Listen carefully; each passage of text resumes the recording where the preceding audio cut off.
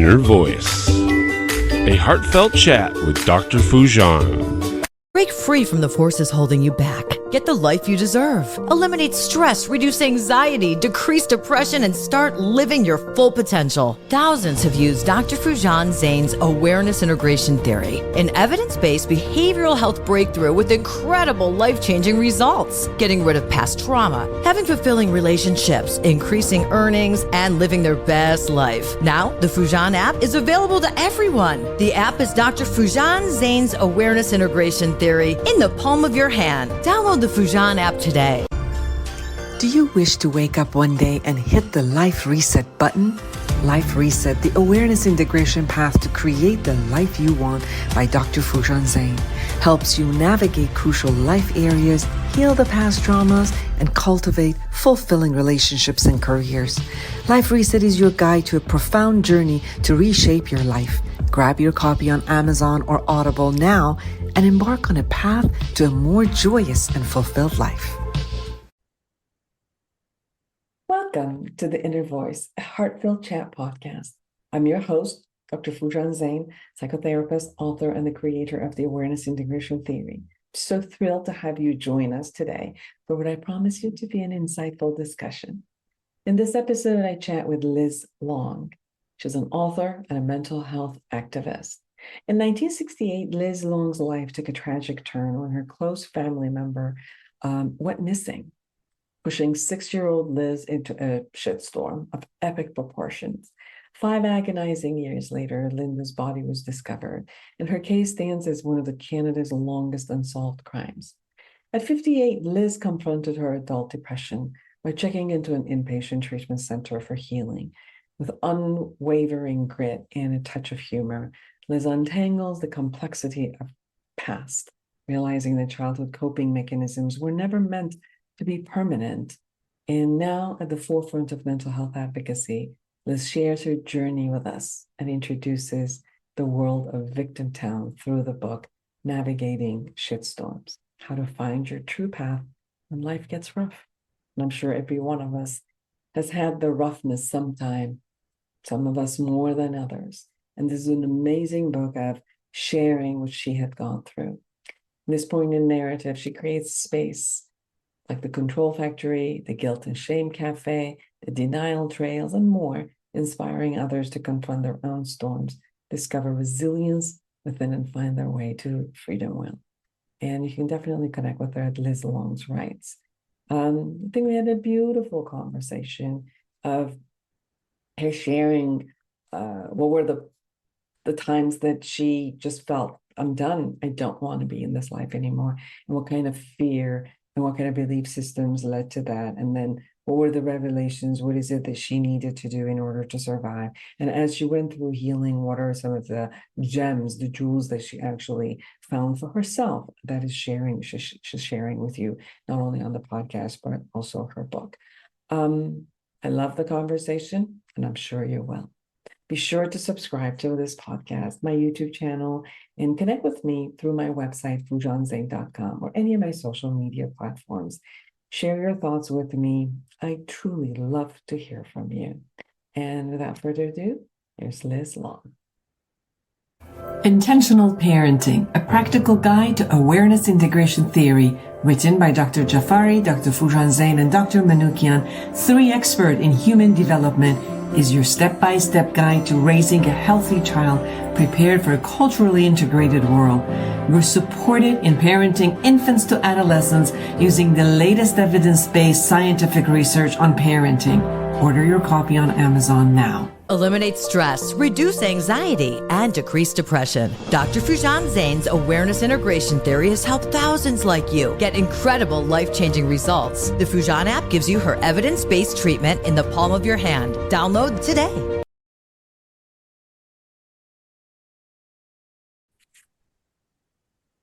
Well, I'm excited to have Liz Long on our show. Welcome.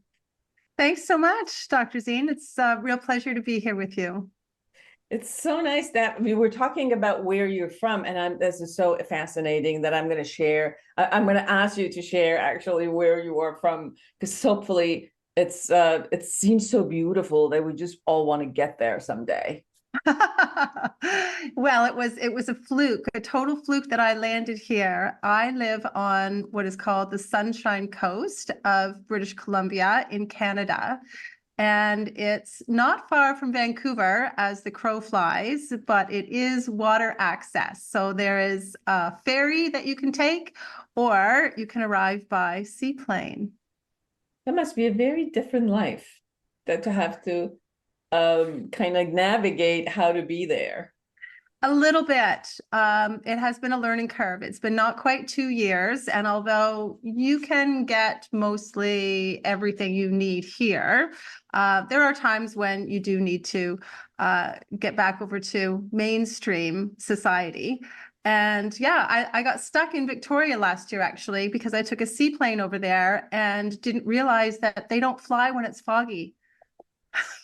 They called me and said, "We're not coming to get you." Whoops. Because it was foggy. So you learn these things. What made you make a decision to go that kind of a more like a secluded nature place? It's actually a very busy touristy place in the summertime. It's just so beautiful. Really, it is so beautiful. And I was looking for a fresh start. I moved from Ontario almost 2 years ago. And I quickly realized that for what I wanted to purchase, Vancouver, North Van, West Van wasn't really in my price range. And a real estate agent introduced me to this area, and I bought my house on the internet, and I'd never been here, and I moved. I love technology. Right? Yeah. And it has a little bit of a resonance to your book, How to Find Your True Path When Life Gets Rough, Navigating Shitstorms. And it feels like that's what you also did, right? Like navigated and found your true path in this beautiful place. It's so Yes. Thank you. It's worked out remarkably well. So what got you to want to write this book? Well, it was not anything that was forever on my bucket list. I didn't aspire to write a book or study journalism. Life just unfolded that way. In 2020, my mental health took a serious nosedive, and I found myself hanging on by my fingernails, suicidal, and I checked myself into a private recovery facility for several months. And after I came out, I spent 3 or 4 months integrating back into the real world and giving some intentional thought as to how I wanted to live the rest of my life and what I wanted to do. And I decided that I was really pulled to embracing mental health advocacy. And that led to sharing my story, which led to writing the book, Navigating Shitstorms. I love the name. Yeah, it's a title that seems to resonate with a lot of people, you know. I call it like I see it. And everybody's had shitstorms. Yes, we all have had it. Everybody has. And we will likely have one or two more. Most probably. But somehow if we could learn how to navigate and surf on top of it, then yes, as it shows up, then, we'll surf. But at a time in your life, it got to a place where you said, enough is enough for me. I no longer want to be here. And then yet a part of you chose to stay and work on you and, attempt to have the healing for you and then share your path. Would you mind sharing as you were going through your depression? Because I think a lot of people hear about depression and sometimes like the depth of depression, and don't know what it really feels like when you're in that depth, as you say, enough is enough. I no longer want to be here. Would it be okay for you to share what not necessarily specifics, but more of the emotional and the thought process that puts you finally into that place of deep depression and then stating, I no longer want to be here. And then we'll get to the part of you that says, well, I do, and then goes on. I think it was a slow building up. It wasn't one huge event that sent me spiraling. It was I call it the shit pile. The shit pile just kept getting bigger and bigger and bigger, and every little thing felt so overwhelming. And I began to not see the point in anything.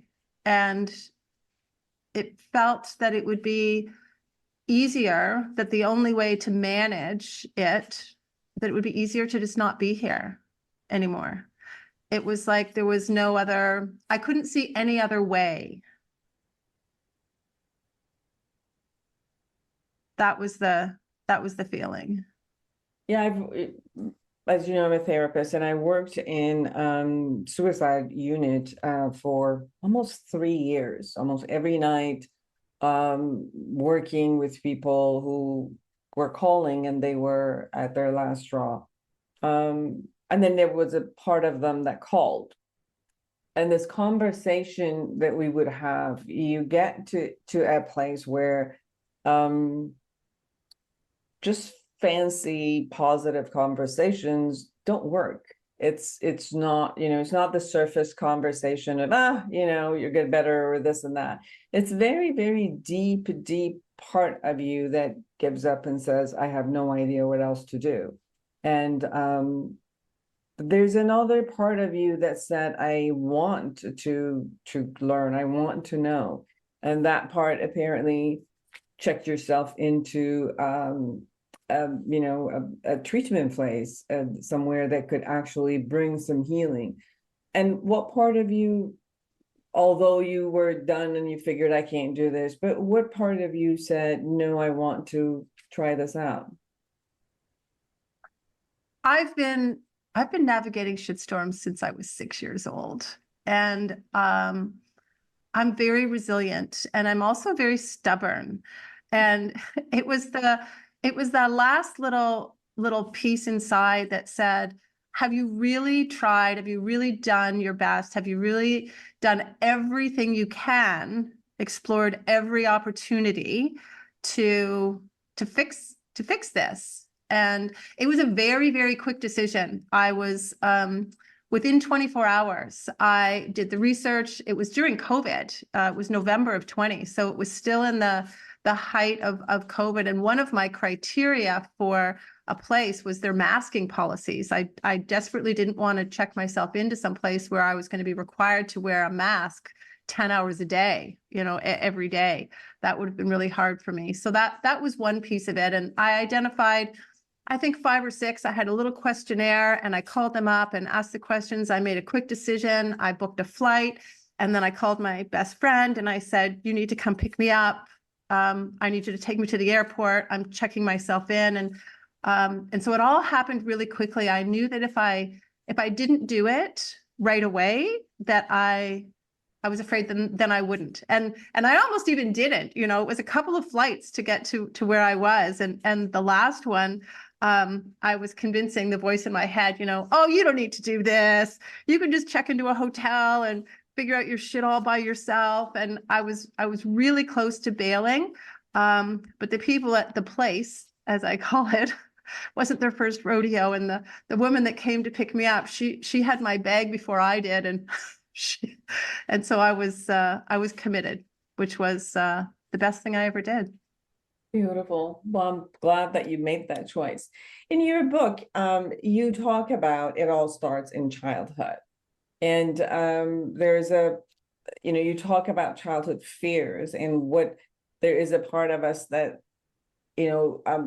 has the resiliency, as you say, to go through it. But then although we have the resiliency to go through it, when we haven't had the skills to go through and process it, somehow it's almost like the parts of us split, and then, a part which is powerless and felt powerless at that moment and was victim, and all of those stays in a closet almost, while the rest of us learns how to handle and kind of survive it all and learn a lot of skills through the resiliency that you have and move forward. But then that part consistently holds the space that it's always powerless and it's always a victim. And that's part of the healing, to bring that little one out of the closet and show her or him the resilience that you truly have and the power that you've already had. Can you share, because I know you shared that in the book, can you share a little bit with our audience about your path through this concept of self-awareness? Yeah, I never placed any real credence in the concept of how our childhoods affect us as adults until I was forced to, when I checked myself into the place. When I was 6 years old, a close family member, she disappeared. She was technically my aunt, but we were raised more like sisters. And for 5 years of my childhood, we didn't know if she was alive or dead. And this clouded my entire childhood and family, that fear. And what I learned, the most surprising thing I learned after I came out was that it wasn't necessarily the severity of what happened to us when we were kids that had the biggest impact. It was how, as children, we responded to it, and the stories we made up, and then the coping mechanisms we piled on. And you're absolutely right. I dragged all those things into my adult life, and they didn't serve me. So I think it does require going back and pulling all those things out of the closet. I mean, I shoved all that stuff really far down and locked it up and thought, I'll just forge ahead and I won't deal with any of that. But it never goes away until we do. And did you make decisions about yourself because your aunt was gone, or? Well, it affected me in a lot of ways. Yes, I was terrified. I was terrified of getting snatched. So that was a real thing. And I also learned at a young age, because my family was the hub for this crisis. My mother was in charge of managing the police and private detectives and all the efforts to find her sister, that my needs were not important. So that was also something I carried into my adult life. I didn't even know what boundaries were until a couple of years ago, let alone, and I'm still practicing boundaries.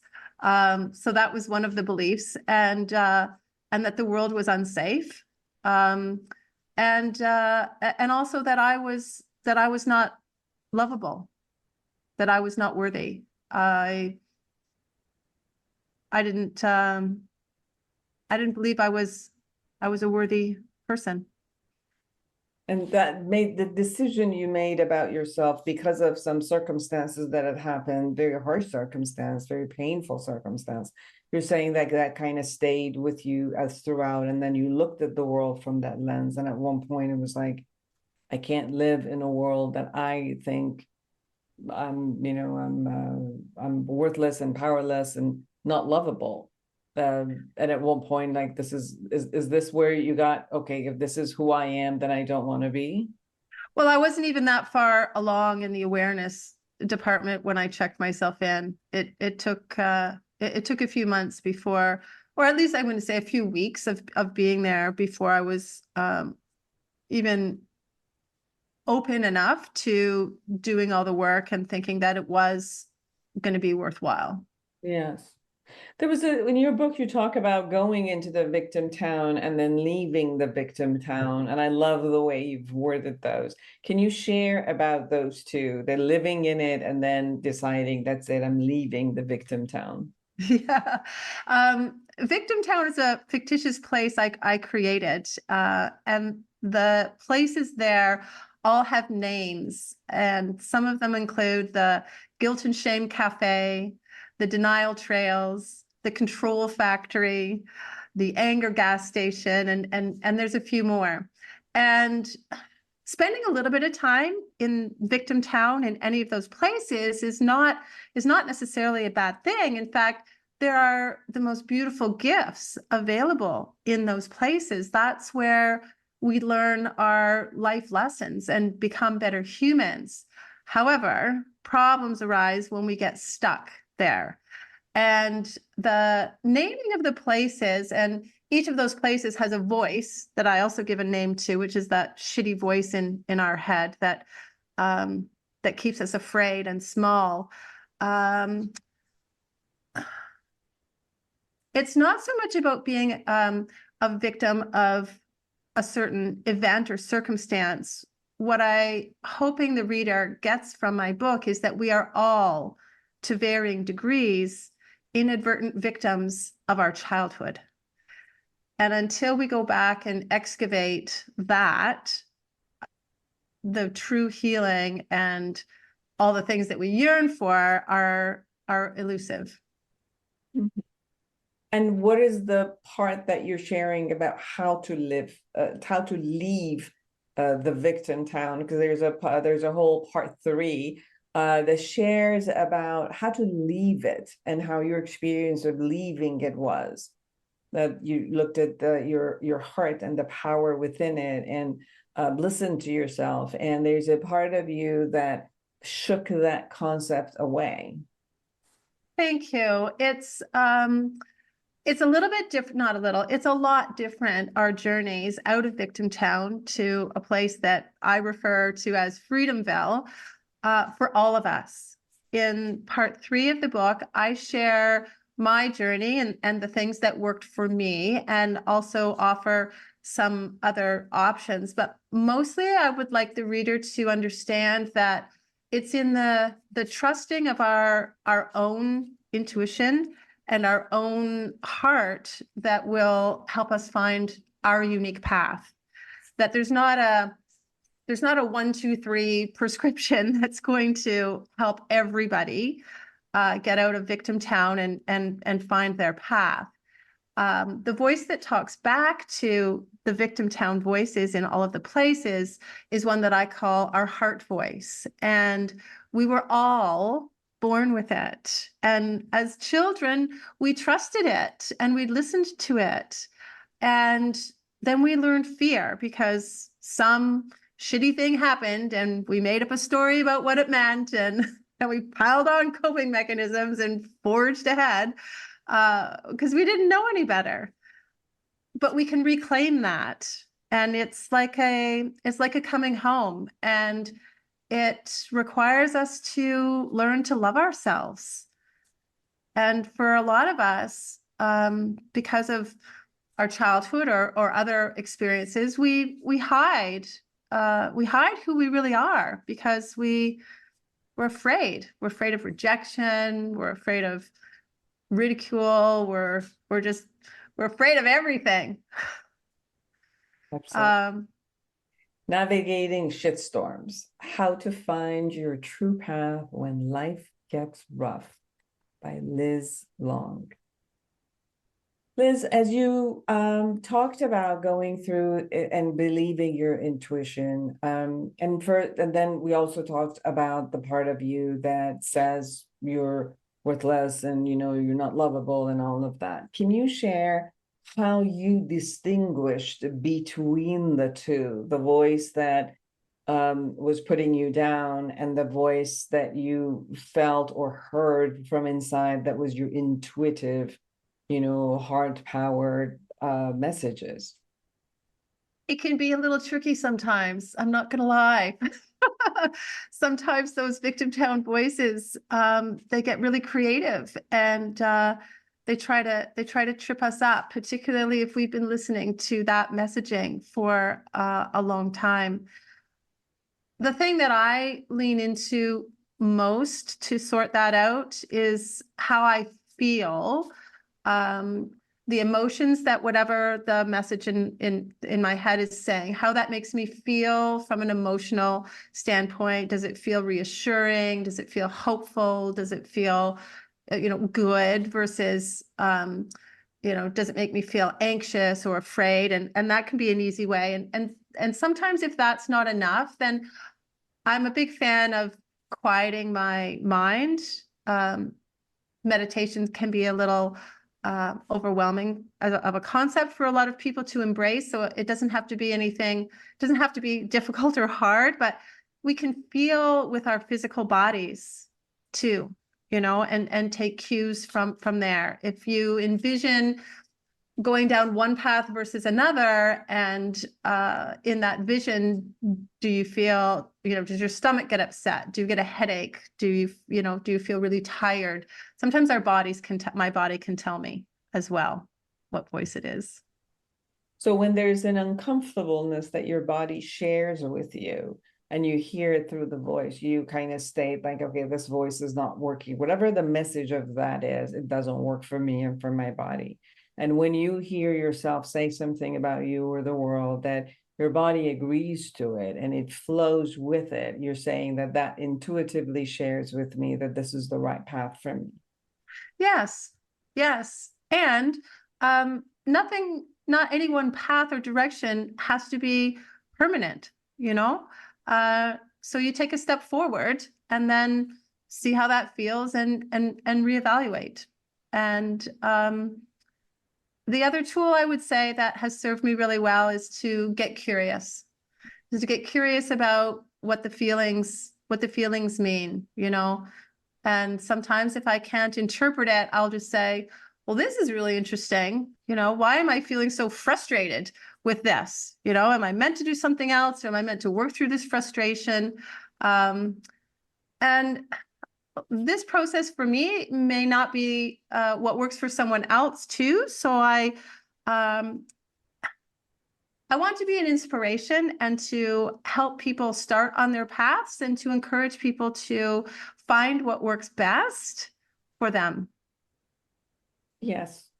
And what, there's a lot of conversations about what if feelings are wrong? What if there's something behind it which is wrong? But what I'm sensing from you, you're saying feelings are one way that I monitor. My body is another way that I monitor. And then if something that I say in my head or whatever it is different than how I'm feeling or I'm experiencing in my body, the sensations that I experience in my body, then I, look at the duality of it and I say, what's going on? I get curious with this duality of, how come I'm thinking this, but I'm feeling this? How come I feel this, but I experience this in my body? And then you explore those from a rational perspective and then kind of choose a path that feels right to you at that moment. And then you're saying, I'm not married to that path. If the feeling changes or the things that come in front of me that have a different experience, then I stop and kind of assess again.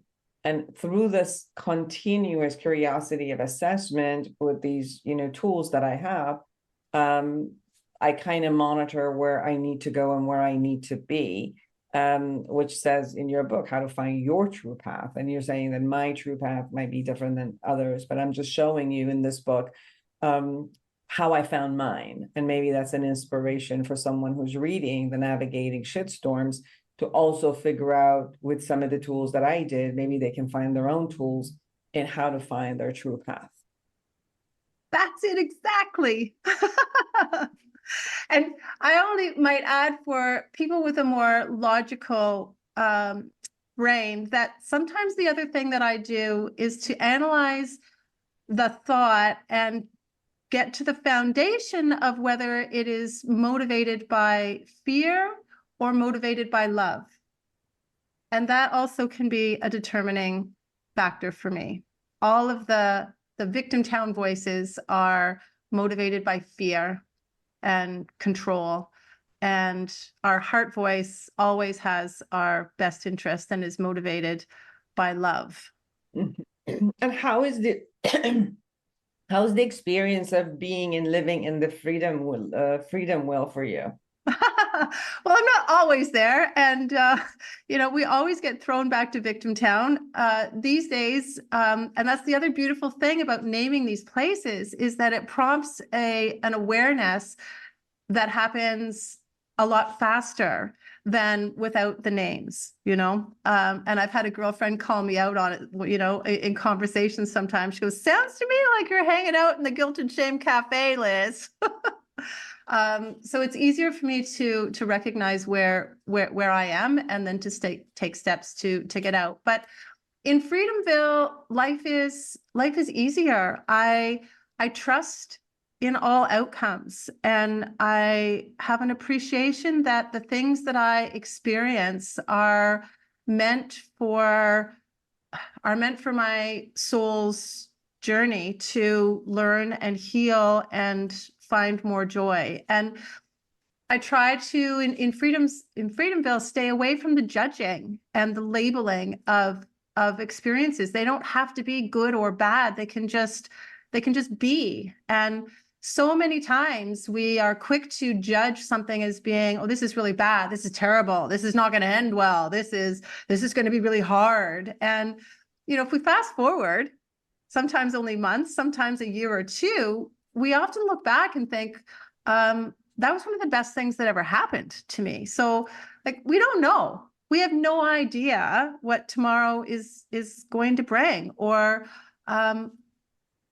like anything truly is possible. And so I work hard, and in Freedomville, we stay away from those, the judgments about things and about people. Well, you made a very important point, which is we need to identify, because when we identify it, you know, if is this guilt, is this shame, am I feeling victim, am I feeling powerless, am I feeling this and that, and what's going on with me, is my thought process in that you know, in a place that is not suited for me, or it's not real, I'm just making this up.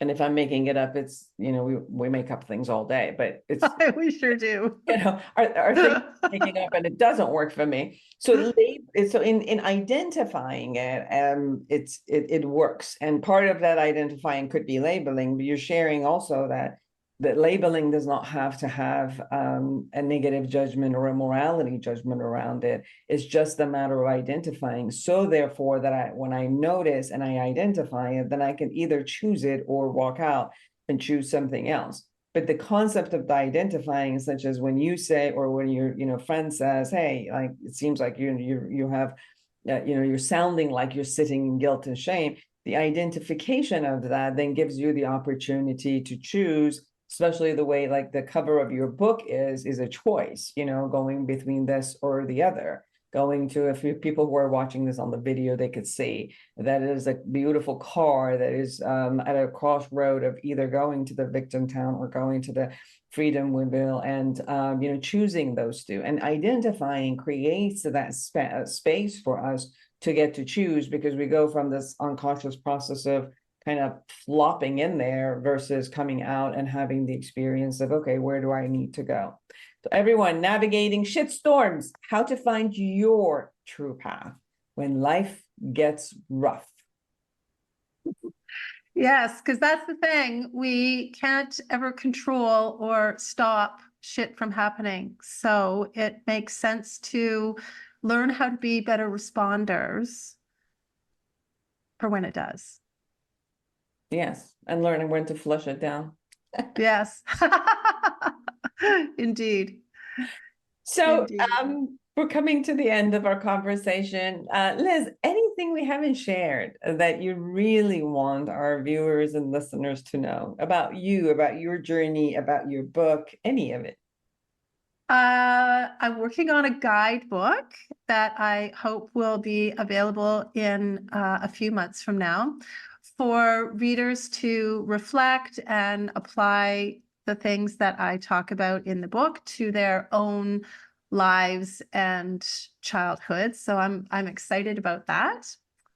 And the other part of my messaging that I think is important is that it's never too late. It's never too late to address the issues, to do the healing, and to find the peace that you're craving in your life. Beautiful. Where can people find you and your book? I'm on social media. If you just search Navigating Shitstorms, I have a YouTube channel, Instagram, Facebook, And my website is lizlongwrites.com. And the book is available at all the places: Amazon, Barnes & Noble, Indigo. There's an Audible version as well as Kindle version, and your local indie bookstores that are my favorite to support. Well, it was a joy to have the opportunity to talk to you, to read your book, to share you with our audience and everyone who's out there. And, thank you for making the choice of taking this path and sharing it with the rest of us. Thank you. It was a pleasure to be here and to talk to you and your audience. And you can reach me through my website if there's anything I can do to support anybody. Please reach out. Beautiful. For all of you who are out there, create an amazing life for yourself and everyone around you. And until next week, bye-bye. Are you a psychotherapist looking to enhance your practice? The Awareness Integration Therapy developed by Dr. Foojan Zeine is a comprehensive guide to the principle and techniques of this powerful therapeutic approach. Join the growing community who have elevated their practice and expanded their skills by embracing Awareness Integration Therapy and witnessing its life-changing impact. Order your copy on Amazon now.